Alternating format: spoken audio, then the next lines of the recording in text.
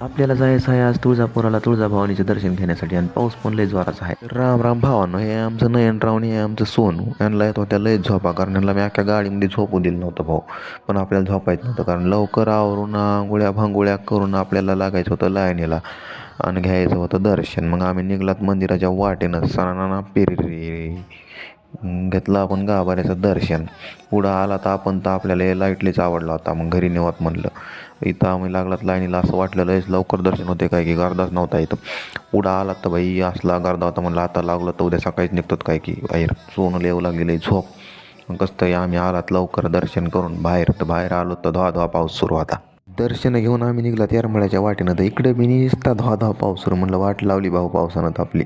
आमचे सोनू भाऊ आले, मग आम्ही घेतले गणपतीचं दर्शन, देवीचं दर्शन. आम्ही निघलात. आम्हाला भेटले माजलगावचे आपले पोलीस मामा, मग त्यांना घेतलं आपल्या उलागमध्ये, आपण घेतली तिथून 10 रुपयाची वस्तू एक. चला.